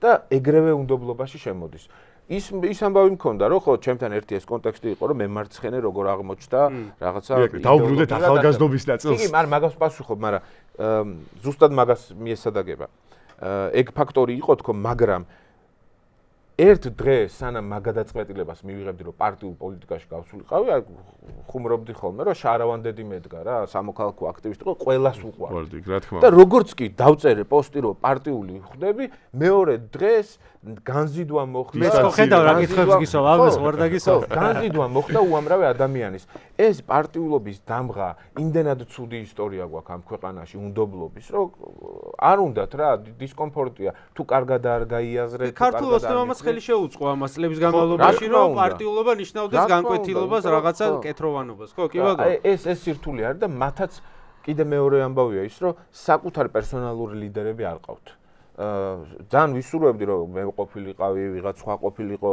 მაგრამ არ არის ახალგაზრდობას არ ყავს პოლიტიკურ სპექტრში თავისი წარმომადგენელი ხო და აგერ ცოტნე კობერიძე წამოვიდა პარტიიდან შეც წამოდი და ერთად გააკეთეთ რამ ახალგაზრდები უიცხართ მე დაგეხმარებით უფასო ხო იყო მაგალითად კონკრეტულ პარტიაში ცოტნეს ძალიან კარგი ამ სიტყვას გამოყო მოჭიდება აქვს ახალგაზრდებში, იმიტომ რომ არის ძალიან გულწრფელი, მე ძალიან ვაფასებ და მომწონს როგორც პოლიტიკოსი და როგორც ადამიანი ცოტნე და მგონია რომ ცოტნეს აქვს ის პერსპექტივა რომ ზარდოს ეს მხარდაჭერა და ვიღაცებს იმედი გაუმართლოს. შენს გაქვს იქნებ კაცო. მე ერთ კატეგორიაში განგიხილავთ შენ და ცოტნეს. მე ვეცდებოდი რომ ეს რესურსი ამეთვისებინა, გამომეყენებინა იმედი გამომართლება, მაგრამ ამ ეტაპზე მამუკას გარეშე არ გამოვა. მამუკას გარეშე რატო ანუ რაც მიცulis მამუკა არ თუ ხელს უშლის ვინმეს პირიქით შესაძლებლობებს იძლევა პოლიტიკურ ველზე და ეს შესაძლებლობები არის ის რომელსაც ყველანი ერთად ვიყენებთ მამუკას აი ისე მამუკას გარეშე გადაწყვეტილებების მიღებაში ხარ არ ჩართული ირაკლი პარტიაში კი ყოველდღიურ გადაწყვეტილებები ანუ ჩემ პოზიციიდან გამომდინარე ყოველდღიურ გადაწყვეტილებებს არსებობს ვარაუდი რომ მამუკა ხაზარაძე ერთპიროვნულად იღებს გადაწყვეტილებებს როგორც ხეს აბრახუნებს ისე იქნება რამდენად სამართლიანი არა ძალიან ბევრს ჩხუბობთ ძალიან ბევრს კამათობთ ბადრი ჯაფარიძე იჯდება ჩუმათა თქვენ ხოცავთ ერთმანეთს ესე მგონია მე თუ არა ბატშევსკი ეგეთი ტიპი ის დავით ესე ხოცავენ ერთმანეთს ხო ბადრი ძალიან დინჯი და ასე შემდეგ მაგრამ სულ გვაქვს ესეთი ცოცხალი პროცესი მაგალითად ყოველ კვირას ყოველ სამშაბათ დღეს პოლიცსაბჭო იკრიბება მე არ მახსენდება რომ პოლიცსაბჭოები ესე აქტიურად იყვნენ აი რამე პროექტი გააქვთ ახალგაზრდების შემოbrunების აი ამის საწინააღმდეგოდ რასაც ეხა ილაპარაკი ამის საწინააღმდეგოდ რამეს მუშაობა მიდის პარტიაში რამე მუშაობა მიდის ყავს კარგი ახალგაზრდული გუნდი რომელიც ასევე რუსთაველზე დგანან სულ ლაზერის ბიჭები ეგრეთ წოდებული ოთო ფარულავა ბექა ვაის ბაგათ ეძებს სუსი ნუ ჩამოწია არა იციან კარგად უკვე გაგვიტაცეს ერთი ორჯერ ლაზერით ჩამოგვართვეს ასე შემდეგ ყველა კარგად იცნობს ამ ბიჭებს გოგო ბიჭებს ამბავი ძალიან მარტივი მოცემულობა ხო ყველა მის ჩვენია რა გაგიკვირდა ხო და არიან მაგრამ ის რომ რაღაც ისევ რეცეპტი გვაქვს ეს ახალგაზრდები როგორ ჩავაბათ ამ ფერხულში არ გვაქვს. ძალიან მინდა რომ ეს რეცეპტიც მქონდეს, ოქროს გასაღებიც მქონდეს. ყველა ეთერს მოვირბენდი, მოვივლით და ვიტყოდ რომ აი მე მაქვს ეს გასაღები და წამოვყევთ. არ მაქვს. ეხლა არის ერთადერთი მოცემულობა რუტინული წინააღმდეგობა, არ დავნებდეთ. საგარეო ველზე ვისაც შესაბამისი სტატუსი გვაქვს, ვიმუშაოთ და დედავუტიროთ იმ მოღალატეებს, რომლებიც ესე ებრძვიან ამ ქვეყანას, ეგ არის არჩევანი და ფორმულა, რომელთაც უნდა ვიაროთ და სადღაც აუცილებლად ხელისუფლებას მოუწევს უკან დახევა და უკან დახევაში ვთვლი მარტო ორ საკითხს. ახალ საპარლამენტო არჩევნებს, პოლიტპატიმრებს თავისუფლებას. გუწევად ვიტყვი, ახლა მაქვს მე შესაბამისი ინფორმაცია, რომ უკვე დაწყებული აქვს ქართულ ოცნებას გადამზადება რეგიონებში და თბილისში ადამიანების, რომელსაც დაურიგეს ეგრეთ წოდებული ბუკლეტები, სახელმწიფოელოები საპარლამენტო და მუნიციპალური არჩევნების შესახებ. კაი. გადამზადების. ირაკლი, აი ხა მე გაძლევ კონკრეტულ იდეას, რომელიც შეგიძლიათ ასწიოთ თქვენ, როგორც იყენებენ ხოლმე ამ ტერმინს, იმიტომ ეს მოთ ყველა სტუმარს დაუსვით ეს შეკითხვა. ვახსენეთ ხელახალი არჩევნები ეხება საპარლამენტოს. პრობლემა არის ის, აი მართლა ყველა სტუმართან გავიმეორე რომ არ გვაქვს ჩვენ რაღაც რეცეპტი და გეგმას რასაც ვეძახით. მაინც და მაინც საპროტესტო აქციების გეგმა კი არ გვინდა. არა, ეგ გეგმა არ გვინდა. აი მე გეტყვი რა გეგმა მინდა. და მე გავკადნიერდები და ვიტყვი რომ მარტო ჩემი მოთხოვნა ეს არ არის. გეგმა რომელშიც გაწერილი იქნება როგორი უნდა იყოს რეალობა, რომელსაც ჩვენ ვიტყვით რომ ეს არის შესაბამისი რეალობა, რომელშიც არჩევნები შეიძლება ჩატარდეს. იმიტომ რომ ჩვენ ხომ ამბობთ რომ შესაბამის რეალობაში უნდა ჩატარდეს ეს ახალი არჩევნების და არა ახლანდელი სუსით, CSKOT-ი და ასე შემდეგ. რა გახდა ამის დაწერა? აი ეს ხო მართლა პოლიტიკოსებმა უნდა გააკეთონ. აი იქნება თქვენი თაოთ, ადეგი და დაწერეთ რომ აი როგორ არის? ეს 4 პარტიამ დაჯდეთ და დაგვიდგეთ. ესე ხო არა რომ კალენდარიშვილი გამოვიდა CSKOT და რაბა კუპრაძე შევიდა. ესე ხო არ ხდება ტექნიკურად როგორ უნდა მოხდეს აიდეალი ეს ხო შეგიძლიათ დაწეროთ იმ ყოველ სამშაბათს რომ ისინი გაქვთ საბჭოები რატო არ შეგიძლიათ მე სხვა რამეს იზავს ბიზინა და იბაზე რა ვქნათ არ შეგვიძლია და მარტო მოცემულს გამ იმიტომ რომ იქ არის უამრავი შიდა პოლიტიკური დეტალი სამართლებრივი დეტალი რომელშიც შესვლაც დღეს მაგალითად გააჩნია ეს დოკუმენტი რო დაიდოს ახლა მაგიტაზე ხვალ მეძახის მე ევროკავშირის რომელიმე წარმომადგენელი შარლ მიშელი 2 და მეუბნება რომ მოდი სანამ არჩევნებს ჩავნიშნავთ დავიწყოთ მუშაობა ამ დეტალებზე იმისთვის რომ დავიწყოთ ამ უნდა დაждდე კონცეპტთან მოლაპარაკებაზე ხარ შენ დამჯდომი კონცეპტთან იმაზე სასაუბრო მოიც იმ საკითხს სასაუბროდ რომ კომისიის წევრს ამის უფლება ექნება თუ იმის უფლება ექნება? ამის უფლება ექნება თუ არა? მაგაზე არ გეუბნები. მე გეუბნები რომ ტექნიკურად როგორ ხდება, რომ კალენდარიშვილის CSKOT კი, კონცეპტს უნდა დაუჯდეთ იმ მოლაპარაკებაზე, რომელიც მშვიდობიან გადაღებარებას ეხება. ორ საკითხის გარდა ხო თქვი, პატიმრების გათავისუფლებაო და შესაბამისად ხო და მაგაზე დაუჯდეთ. არანაირ მოლაპარაკებაზე არ უნდა დაუჯდეთ. თვითონ უნდა გააკეთონ? კი, თვითონ უნდა გააკეთონ. და მე ჩვენ შევხედოთ და ეს მოგწონს ამ დანარჩენი ბაზარია. მოცემულობა არის მარტო ის გეუბნება რომ მოდი ახლა დამიჯექი პარლამენტში შემოდი ერთად ვუყაროთ კენჭი ეს შევცვალოთ შემოდი მეთქი მე არ არა შენ როგორც იცი ადამიანებს ჭირდებათ პატარ-პატარა გამარჯვებები იმისთვის რომ თავი იგრძნო ანუ ეგ სტრატეგია საერთოდ არ არსებობს ანუ პატარა-პატარა მიზნებიც კი არ არსებობს და ოპოზიცია უფრო აქტიური რო იყოს ამ ნაწილში და რაღაც სიახლეები შემოგთავაზოს და ხალხის გაიყოლოს მე მგონი უფრო კარგ შედეგს მივიღებდით საპროტესტო აქციებზეც მოლაპარაკებებში ესეთი სამართლებრივი ბუღალტერია ყოველთვის არის გამაზიანებელი ჩემი აზრით.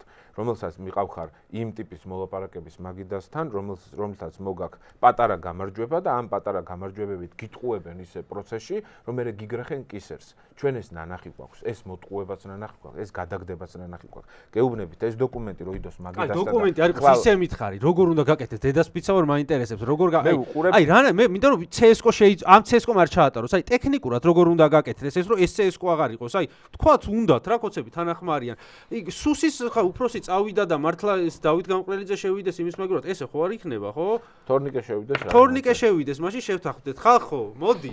ხო. მე და ირაკლის ჩაგვაბარეთ არჩევნები. არ ვიქნებ მე მადლობა, დიდი მადლობა. ბერჯერ მithქვავს უარი. თან მეც არ მაქვს რეცეპტი, რომ მეც ვფიქრობ და მაინტერესებს რა, ტექნიკურად როგორ გაკეთდეს. მარტივად გადავხედოთ წარსულ გამოცდილებას. წარსულ გამოცდილებას. როცა ყველგან გადაგვაგდო ქართულმა ოცნება მაგას გულის, ერთი რომ გადაგვაგდო ქართულმა ოცნებამ და მეორე როცა ხელისუფლებები იცვლებოდა ან ჩვენს ქვეყანაში, ან ჩვენი ქვეყნის მსგავს ქვეყნებში. როგორ ხდებოდა? არნაირი ეს სამართლებრივი ბუღალტერია არ იყო ტრის ეს რიგში საკითხი. თავარი იყო რომ განცდა, რომ ხელისუფლება დამარცხდა შენთან პოლიტიკურად და მას მოუწია ახალი არჩევნების ჩანიშვნა, ეს ერთი. მეორე, ახლოს ვართ მაგასთან ირაკლი. კი, მე ის ინფორმაციაც წერან ტყუილად არ თუ ახსენე, რომ მაქვს ინფორმაცია, რომ ვიცი დაიწყეს გადამზადების პროცესი. აი ხა რომ გამოაცხადო, ბოდიში, აი ხა ჩვენ რო აქვს შედვართ, რო ავიღოთ ტელეფონი. არ არის მზად არჩევნების. არა, მაგას არ გეკითხები. კაი, ჩავატაროთ ახალი არჩევნებიო, პირდაპირ თქვა. თვით კრიტიკულად. კაი, მაგას ეგ არ დამოვიწყდება, მაგრამ აი ხა რო გამოაცხადო. რომ ვატარებთ ხალ არჩევნებს და ჩვენი ოპოზიციის პასუხი იქნება, ოღონდ ამ გარემოში არ გვინდა, თუნდა მე ამას უცხოებთან თან თუდად გამოიყენებენ, ხო? რომ აჰა, ნიშნავთ არჩევნებს და ოპოზიცია ისევ არ მონაწილეობს, იმიტომ რომ უნდა რომ სუსი თავისი იყოს და CS:GO თავისი იყოს და ბოდიში ბიზია. გეტყვიან, არჩევნებს ვატარებთ. არა. აი ხა რო დაშატაროთ, თქვენი პოზიცია რა იქნება? არ მივიღებთ მონაწილეობას ამ რეალობაში? თქვენი პოზიცია ჩვენსას ვერ ჯერ შენი თქვი მაშინ, კაი. პირადი. ჩემი პოზიცია მგონია ის რომ პერსონალური პოზიცია და არ იყოს განხილული როგორც პარტიის ან კოალიციის პოზიცია. ჩემი პოზიცია ის რომ თუ ხელისუფლება ჩაჩოქილია უკვე ერთ ფეხზე და ის გეუბნება რომ მე უკან ვიხევ და ვნიშნავ ახალ არჩევნებს, ეს უკვე თავში საფუძველში ნიშნავს იმას რომ ის უკვე მინუსით იწყებს პოლიტიკურ ბრძოლას. არის განცდა ტოტალური ხელისუფლების ცვლილების, მე კეთილი უნდა ვინებოთ და ან უნდა მივიღოთ მონაწილეობა, მაგრამ მე კეთილი უნდა ვინებოთ და ვაკონტროლოთ, რომ კიდე გაყალბება. კი, კეთილი უნდა ვინებოთ, იმიტომ რომ მე როცა ესეთი ხელახალი არჩევნები სააკაშვილმა დანიშნა, მაგრამ შემდეგ გააყალბა და ისევ დარჩა ხელისუფლებაში თუ გახსოვთ. ხო, მახსოვს, როგორ არ მახსოვს, ან მახსოვს ვიცი, უფრო წამიკითხავს ამბავია, პატარა ვიყავ მაშინ ძალიან მაგისტრი. ხო, ანუ მაგ სცენარიც რო გავითვალისწინოთ დღევანდელში. ხო, უნდა ოპოზიცია უნდა იყოს ამისთვის მზად და ოპოზიცია არ უნდა გაიყიდოს, როგორც მაშინ თავის დროზე გაიყიდა, ხო, გახსოვს ეგ რაღაცა გრეჩიხა მოლაპარაკებები 5 მილიონი არც დღეს აკლია გრეჩეხები ისე ტელევიზიის რაღაცა და გავყენდეს რას გადავკიდე, მაგრამ გრეჩიხასთან არ იყო მაშინ. კი, ყველა მაშინ იქ იყო, ეხლა მაშინ ვინ იყო სხვა ოპოზიცია? სალომეც იქ იყო სხვათა შორის. სალომე ზურაბში ყველა იქ იყო, უსუფაშვილიც და ხელხეთ ჩაგიდებლები მოუწოდნენ აქციას. ამიტომ ჩემი მოცემულობა არის ის, რომ თუ ჩაჩოქილია ცალ ფეხზე, უნდა შევარდე არჩევნებში და ის 300,000 ადამიანი, რომელიც იმ ერთ მნიშვნელოვან დღეს იდგა რუსთაველის გამზირზე, მათაც უნდა მივმართოთ და უნდა უთხრათ, რომ მე როცა კომისიის წევრებს და წარმომადგენლებს ვეძებდი საარჩევნო უბანზე, სპეციალური სტატუსი აქვს ხო კომისიის წევრს და შემეძლო სადიყავით თქვენ კაი ხალხო, მართლა სადიყავით, იმიტომ რომ ვერ პრობლემა მქონდა საბოლოოდ დავაკომპლექტე. ყველაფერი შევავსე, მაგრამ ხო წარმომიდგენია, რომ სად ჩემი გულშემატკივარი ძალიან კარგი ადამიანი, ერთი ან ორი ან მამაკაცი გაგიჭირდათ კომისიის წევრების მოგროვება? არა. რაოდენობრივად არ გამიჭირდა. გამიჭირდა მებრძოლი ახალგაზრდები, რომელსაც შეუძლია წინააღმდეგობა გასწიონ, რომელსაც და ეს შეიძლება იყოს იმის გარანტია, რომ ვეღარ გააყალბებენ ქოცები თუ კიდე დაინიშნა. დარწმუნებული ვარ ამაში, იმიტომ რომ იქ პრობლემა ეს იყო. მე თვითონ ბოლომდე არ ბრძოლობდნენ კომისიის წევრები სხვადასხვა რეგიონებში. ვერ იქ იყო ბევრი მიზეზი, ასაკობრივი, ბევრი სხვადასხვა მიზეზი იყო. ალბათ ეს იმის პასუხიც არის, რომ მეტი მუშაობა ახალგაზრდებთან საჭირო. მეტი მუშაობა და მაგიტომ დავიწყე მაგით, რომ ავტორიტარიზმს როცა ებრძვი და მოგდგენია რომ მე ავტორიტარიზმს დავაბარცხებ, ეხლა კი თბილისიდან ჩავალ ბათუმში, დავიხარჯები, შემოვხაზავ რომელიმე პროდასვალ პარტიას და ავტორიტარიზმს დამარცხებ. არა, კეთილი უნდა ვინებოთ, მეგობრებო და არ მოგწონს ლელო აი ეს ცუდები, საზიზღრები და ისინი რა ქვია ხიხიები. წადი რა ვიღაცა სხვას დაეხმარე, ვიღაცას დაეხმარე. პარტიები რო გამოურიცხოთ, ხო? ამაში ვეთანხმები. სახში ჯდომა და არავინ არ ვარგა, არის უტრაკობა. როგორ უჭირდათ, იცით? ფინანსური რესურსიც ჰქონდათ, კვოტებიც ჰქონდათ. ვიყავი, მე გორში ვიყავი. ხალხი ვერ დააკომპლექტეს. და ეგ პრობლემა არის, რომელსაც შეიძლება არჩევნები გადატეხონ. იქ мотиваცია აქვთ. ისინი არიან კარმუშკაზე შედან ბიუჯეტს ყოლებენ. თუმცა მათ მეორე ფაქტორი ბოდიში ირაკი. თუ ხელისუფლებას შეგვიძლია ან დაიჭერენ, ან უბრალოდ კარმუშკას დაკარგავენ. ბოდიში მათ მეორე ფაქტორიც არის ხა ახალგაზრდა ბიჭს რომელსაც უნდა რომ რაღაც ცხოვრებაში ეხა დაიწყოს მომავალი და რამე გამოდის რომ ამხელა მანქანას უნდა დაუპირისპირდეს თან რეგიონში და სოფელში მით უმეტეს დიდია წნეხი და ესე ვთქვათ ამას სჭირდება გადატეხვა, ამას სჭირდება მხარდაჭერა პოლიტიკური რაღაც ერთად უნდა დაუპირისპირდეთ და მაგ მოცემულობაში როცა ყველა ერთად ვამბობთ რომ მოდი ახლა დაუპირისპირდეთ მარტივად გადავტეხავთ. მათ კიდე ერთი ძალიან საინტერესო გამოსავალია, რომ მაგალითად სოფელი, სადაც ცხოვრობს 300 ამომრჩეველი, და ეს დიდ სოფლად ითვლება თავის მხრივ 300 ამომრჩეველი, იქ შეიძლება არ იყოს ისე თავისივე სოფელში წარმომადგენელი, შეიძლება სხვა სოფელში იყოს წარმომადგენელი, რომ იქ უფრო მეტი გაქანების შანსი ქონდეს, რომ აქ ბიძა რომელიც გამგებელია სოფლის არ უთხრას, რომ აი შენ ჩემი ძმისშვილი ხარ, ხა ჩემთან ოპოზიციაში, რომ ამის არევა შეიძლება ლოკალ. ბევრი სტრატეგია, მაგრამ იმისთვის რომ ეს სტრატეგია გამოვიყენო და ავამუშაო მე მჭირდება ისეთი ადამიანები, რომლებიც გვერდით დამიდგებიან. შეიძლება სულ არ ვეუბნებო ხმა მე მომწესე. სხვას მისცეს ხმა პროდასტა. შენ რასაც ამ ყველაფერი არის ლოგიკური, მაგრამ ერთი ცვლადი ხდის აბსოლუტურად უმნიშვნელოს. დარწმუნებული ხარ თუ არა, რომ ამ წუთას ზუსტად ყველა გზა იცით, რითიც გააყალბეთ ის არჩევნები. ყველა გზა ვიცით, გაბრაზებული ვარ საკუთარ თავზე ისე სასტიკად მოუტყუდით ყველა. მე მახსოვს, მაგალითად დედჩემი იყო კომისიის წევრი და მოუწია კენჭისყრით რიგის მომწესრიგებელი, რომელიც აი კარტანო დგას და პირადობას რო ამოწმებს რა. და საკუთარ საარჩევნო უბანზე ხმის მისაცემად მივედი და ჩემ აიღო ეს ჩემ პირადობაში ხედა გადააბრუნა, გადმოაბრუნა, ხო, ირაკლი კუპრაძეა და უნდა შემატარო და ვეკითხები რომ რა ხდება მეთქი, რა ვითარებაა მეთქი საარჩევნო უბანზე თქო და ჩემ მითხრა რომ 30 წელია, 33 წელია ამ უბანში ვცხოვრობ, კერძო დასახლება, კერძო სახლების და ისეთი ხალხი მოდის, რომ აზრზე ვერ მოვდივარ, ვინ არისო რა, ვერ ვცნობო. კაი, ეს რაღაცა კი მენიშნა, მაგრამ დავგოიმდი. მაგიტომ ვარ საკუთარ თავს გაბრაზებული, არ შევიმჩნია. შევედი შიგნით რა, საარჩევნო უბანთან და ხედავ, რომ რაღაც ის იყო ჩამოწიკწიკებული ეს რეგისტრატორები და ბოლო სულ მარჯვენა რეგისტრატორთან მომიწია მისვლა, მივედი, ვაწვდი პირადობის მოწმობას და მეუბნება, რომ ეს აპარატი არ მუშაობს. ხელით უნდა შევიყვანო. და ხელით რატო უნდა შეიყვანო მეთქი და რო არ მუშაობსო და ხო არ გავჭედავთ რიგსო. კარგი მეთქი, აქაც ვერ რაღაცა ჩაგშახო. ესე იგი, რავი, არასტანდარტული ხდება, ეგ არის გაყალბების მეკა, არაფერი შემთხვევით არ ხდება. ვერ ამოხსენი ეგეც და მე ამოხსენი რომ თურმე, ესე იგი, უცხო ხალხი მიდიოდა საარჩევნო უბნებზე, ერთი აპარატი ყველგან გაფუჭებული იყო და ძირითადად ეს იყო მარჯვენა. შეყავდათ ხელით სულ მარჯვენა რეგისტრატორი, მიდიოდა პასპორტით ადამიანი, პასპორტ გამოცხადების უპრეცედენტო მაჩვენებელი იყო. ამ პასპორტში ჰქონდა რაღაცა ფურცელი, შეყავდა პირადობის ნომერი და ოცოცკაციანი ხალხით გააკეთეს დიდი კარუსელი. იმიტომ რომ 3000-ზე მეტ უბანზე 100 ხმა რო გააყალბო, რამდენი ხმა 300.000. ესე იგი, რა გააკეთეს ტიპებმა 1000-ობით ადამიანი აქციას სისხლის სამართლის დამნაშავე იყო. კი, არა მარტო პოლიციელებიც აქციას ეხარა. საიდუმლო უბნები რო ქონდათ, საიდუმლო შტაბები რო ქონდათ, ეგეც და მეორე შიგნით გვერდიდან ზევით რო ქონდათ ხოლმე. და მთავარი პრობლემა მქონდა კიდე ერთ-ერთი ის, რომ ჩემს კომისიის წევრებს ან წარმომადგენლებს არ აძლევდნენ შესაძლებლობას, რომ რეგისტრატორს უკან დადგომოდნენ. და შეკითხვა მთავარი შენ რაც არის, რომ აი ზუსტად ამოხსენი ეს ყველაფერი, ამოხსენით და როდის დადასტურდა? ერთი კვირის წინ საარჩევნო ცვლილებები მიიღეს და რაქნეს. რამდენიმე ცვლილება. ერთი რეგისტრატორს უკან დაუდგა არ შეიძლება.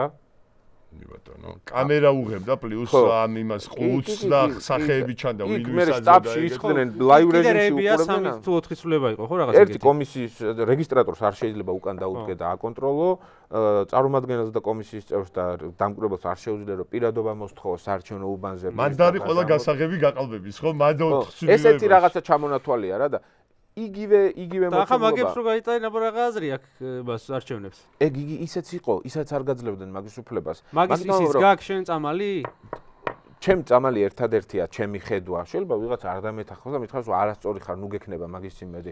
ესეც ობიექტურია, მაგრამ შენ ერთ სქემას აღმოვაჩენ, ვიღაც სხვა პარტია ერთ ხუთს და ასე შეიკრება საბოლოოდ. ისე არ მოხდეს თქო, რომ ჩვენ რაღაცები აღმოვაჩინოთ და ერთი 10% გაგვეპაროს, რომელზეც მე მიაჯდებიან და იმით გაკეთებენ. მან კიდე უპირატესობის ამბავია რა. გაყალბება ამ ქვეყანაში ყოველთვის იყო. შევარდნაძეც აყალბებდა, სააკაშვილიც აყალბებდა და ივანიშვილიც აყალბებს. უბრალოდ 2012 იყო ძალიან დიდი ამ შემთხვევაში ეგ იყო პრობლემა. 2012 წლის ხელისუფლება რის საფუძველზე შეიცვალა? გაყალბება მაშინაც იყო, მაგრამ ისეთი ეგრეთებული ფორით უნდა მოუგო ხელისუფლებას, რომ ის გაყალბება არ ეყოს და ეხლა ვჯობდით ჩვენ ხელისუფლებას, მაგ ფორით უბრალოდ ძალიან გააყალბეს და მეორე ამბავია, რომ დავაკელით მაინც ძალისხმევა. დავაკელით, ერთ-ერთი მთავარი პრობლემა იყო ის, რომ ემიგრაციამ არ გაიარა რეგისტრაცია და ვერ დავარწმუნეთ ეს ადამიანები. ჩვენ რომ ხვდებოდით საელჩოებს, პირდაპირ გვეუბნებოდნენ, რომ არავინ საემიგრაციო სამსახურის საარჩევნო უბანთან არ დახვდება და არავინ არ წაიყვანს. გამორიცხული რომ გვეუბნებოთ, რომ აი ეშინიათ ის, რომ საარჩევნო უბანთან მივა თორნიკე, რომელიც ბელგიაში ცხოვრობს, მიგრანტია იქ და ეს წინასწარმეტყველებაა ჩემი ცხოვრების. ეშინია რომ საიმიგრაციო დიპლომატებმა კი არა, ხალხმა არ დაგვიჯერათ. დიპლომატებმა გითხრას, რომ არ ხდება ეგრე, ეგ არის ჩვენი მორალის საწინააღმდეგო, რომ საარჩევნო უბანზე მისულ პირებს დავხვდეთ და იქედან აღრიცხვა გავაკეთოთ და გავედევნოთ და ჩემთან აი მე სადაც დავკვირვებელი ვიყავი, გორში რამოდენიმე იმაში ვიყავი ვიარე და მე ყველაზე ისეთ უბანში შევედი და 10 ხმა იყო პასტით შემოხაზული, ერთი და იგივე პასტით შემოხაზული და ხო იქ მარკერით იხაზებოდა და პარკით იყო შემოხაზული, აი პასტით იყო და ამაზე ავტეხე ამბავი დაურეკეთ CSKO-ს და CSKO მიიღო გადაწყვეტილება რომ ჩაითვალოს, ოღონდ რატო არავინ არ აღიხსნა, ანუ დავალტკიცე ყველანაირად რომ ეს ვერანაირად ვერ იქნებოდა, ყველა ზუსტად ქართულ ოცნებას მისცა, ყველა ზუსტად ერთი პასტით იყო შენ. ანუ სამართალი დადგენის არანაირი შანსი არ მქონდა. 5 ოპოზიციონერსაც რო ეთქვა რომ აი კი ეგრე არის, ტიპა დარეკა CSKO-ში და არაო და გამიუხა. კიდე ერთ-ერთი გამოსავალი რა არის? ძალის ჩვენების კუთხით რა. საარჩევნო უბანზე რომ მიხვედი და ხმა მიეცი და მე სახლში რო წახვედი ტელევიზორი ჩართე და ელოდები აბა იქ რა ხდება, აბა იქ რა დაძაბულობა, მელაძემ რა გააშუქა, იქ თარგამაძე რა ანალიტიკას. იქ შაოსნები რო აბირჟავებენ, აქეთ ჩვენ დავაბირჟავოთ ამას. ირაკლი, ეხლა არჩევნებამდე მნიშვნელოვანი რომ მიდის, ბოდიში რა ერთ წამით ვიტყვი. რომ მიდის იქ ჩემი ერთ-ერთი ნაცნობი საარჩევნო უბანზე და ამათი წნეხი იქ დგომაც კი ამათ იცი რა მხელა წნეხია მათთვის და ამას რო გძნობ მე უნდა ვხედავ რომ აქეთ ნათელი ადამიანები დგანან ირაკლი, თორნიკე, გიორგი, ვიღაცა თიკო დგანან და თვალებით მაინც გეუბნებიან რომ ჩვენ აქ ვართ და ეს განცდა მართლა ძალიან მნიშვნელოვანია. არა, იქ დგომაც კი ძალიან მნიშვნელოვან ძალას გაძლევს რომ ხელახლა არჩევნებამდე ირაკლი მისვლა საჭიროა რომ გითხრა შენი პირადი და თუ გინდა პარტიულის თქვი, როგორ ხედავ, როგორ უნდა ვაიძულოთ ხელისუფლება, რომ ხელახალი არჩევნები დანიშნოს და ანუ ამ პროტესტის შედეგებს როგორ ხედავ საერთოდ რა, ანუ ხალხი ადამიანები ღამე ათენებენ, ზოგი 24 საათი იქ არის და შენ კარგად მოგეხსენება, ეხლა რა სიტუაციაა იმ რუსთაველზე იქნება, ბათუმში იქნება, ზუგდიდში იქნება, წინააღმდეგობის მოძრაობა თითქმის ყველგან არსებობს. როგორ რა არის ის გზა რომელიც გამარჯვებამდე მიგვიყვანს? ეს ჩემო ირაკლი, ეგ თუ იცის და აქამდე ჩვენ პოდკასტამდე არ უთქვას, მოსაკლავია აქ. არა, უნდა მარტივი მოცემულობა. ასეთ ვითარებაში ეს არის турბულენცია, რომელშიც ახლა ქვეყანა იმყოფება. ასეთ ვითარებაში ქვეყნის მართვა არის შეუძლებელი.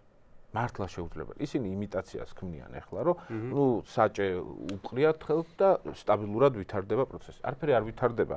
სუსი მოიქნიეს, ახლა შოსოს იქრევენ, იქეთ წმენდა ჩაატარეს. ობახიძეს კლანი იბარებს თლიანად. საჯარო უწყებებში საშინელება ხდება. ხალხს ნაწილს ყრიან, ნაწილი გასაქცევად თავად ემზადება, აგერ საზმაუდან გუშინ ნინო ზაუტაშვილი 40 წელი ყველა სისტემას და ყველა დიქტატურას და ავტორიტარებს გაუძლო და ერთ-ერთი გამორჩეული ჟურნალისტი ნინო ზაუტაშვილი და ვასილი ივანოვ-ჩიქოვანი გააგდეს, ხო, სამსახურიდან. კარგია. იმიტომ რომ სისტემა უნდა შეჭამოს საკუთარი თავი. და ეს იმედია ყაველაშვილის სწავლაც ყოველდღე უფრო მეტ გამწარებულ ადამიანს მოაყოლებს 5 ადამიანს.